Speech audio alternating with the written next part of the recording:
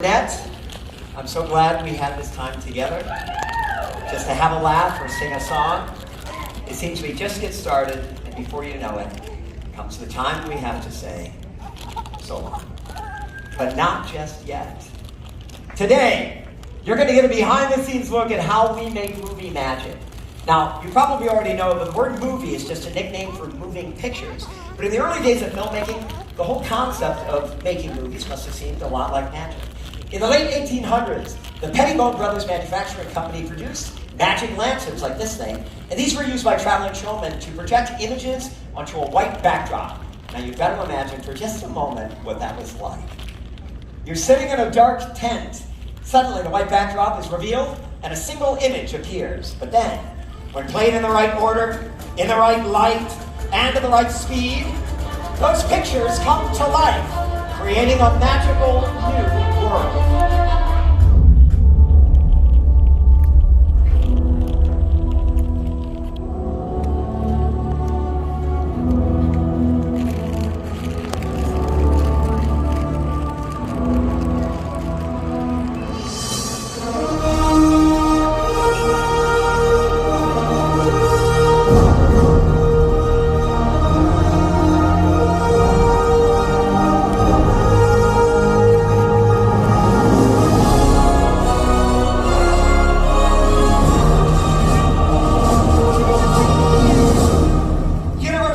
Has been making movies on this very location for over 100 years.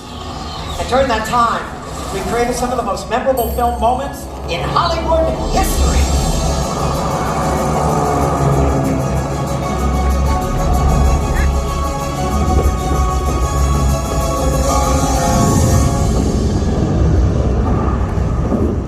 Hold on to your butts.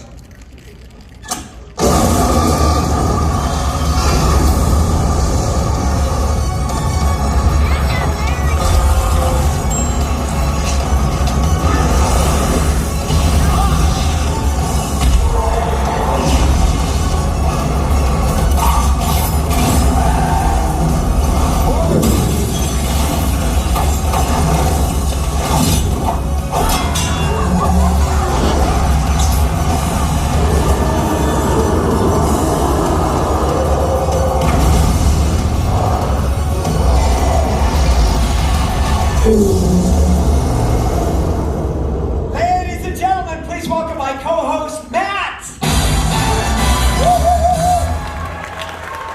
Hello! Thank you, everybody! You look great. It's been an honor. An absolute honor to meet you. I'm sorry I'm going to take this moment. Pleasure. It's been an honor.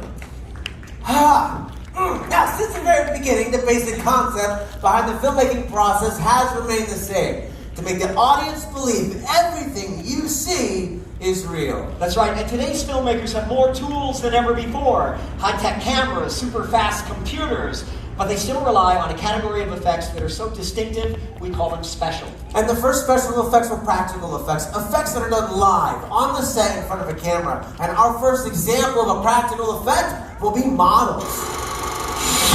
Universal's 1932 film The Mummy made use of miniature effects, including scale models like the ones you see here in the title sequence. And we know that's a model because if you look at the real pyramids, they do not say The Mummy on them. Now, Universal relaunched the franchise in 1999, and the Sphinx that you see in the opening shot right there, that Sphinx is this Sphinx right here. This is the actual model that was used in the movie, and the detail on this guy, chef's kiss. I think Greg would agree, models are still an awesome way to fool a camera. Absolutely. Another filmmaking tool that fools the camera is the glass mat. In the terrifying film The Birds, the brilliant Alfred Hitchcock had matte paintings created to achieve the eerie look that he wanted for the little town of Bodega Bay. Check this out. In this bird's eye view of that town, only two things are real: the fire and the parking lot. Everything else painted onto a sheet of glass to create a mat which was set in front of the lens during filming to create this. Pretty cool. And then the birds were layered in to complete the eerie effect.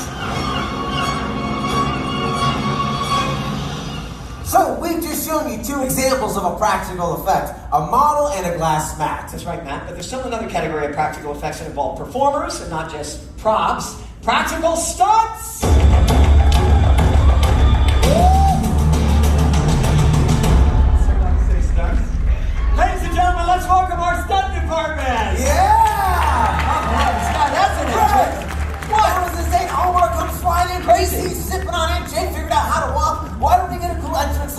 you have to wear these fancy pants? It's basically impossible in order to fool the camera without anybody getting injured, of course.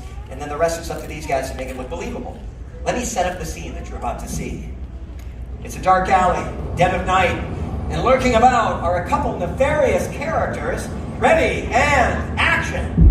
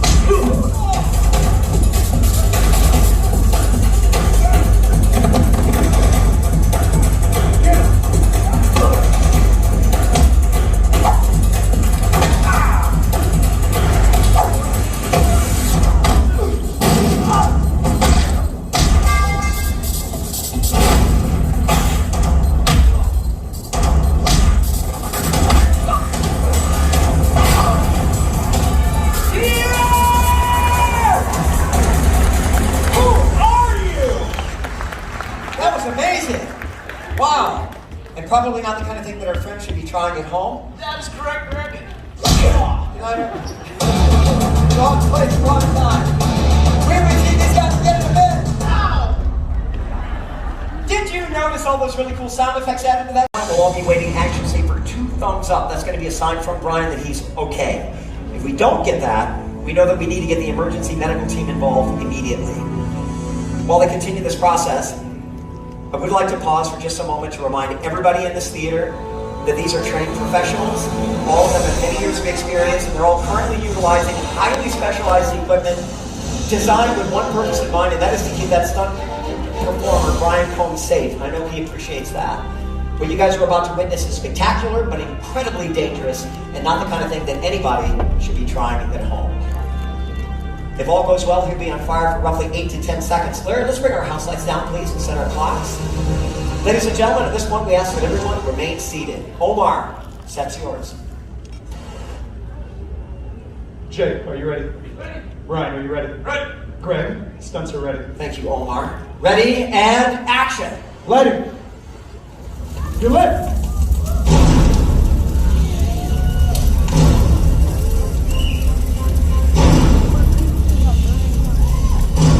Seconds.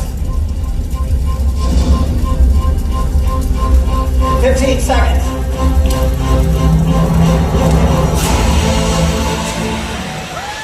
You're up.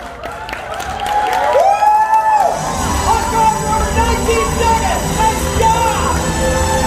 Ladies and gentlemen, my stunt department, safety Jay Wetzo, stunt coordinator Omar Hayward, and the man on fire, Brian Combs.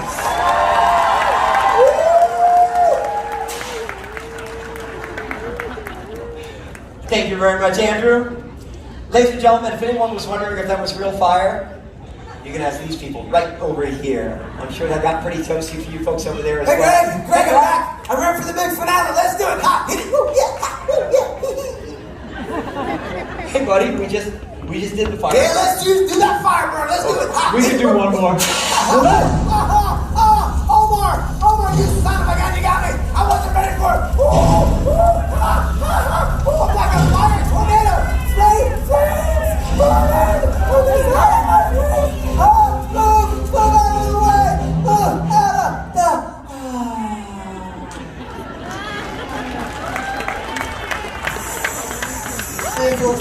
Sizzle. You're out, man. I'm okay! That was incredible! Ladies and gentlemen, let's give it up for all of our wonderful volunteers who've been such a great help for us. On behalf of Universal Studios Hollywood, our entire cast and crew, thank you for all of your support over the many, many years. And enjoy the rest of your day at Universal Studios Hollywood, the entertainment capital of LA. So long.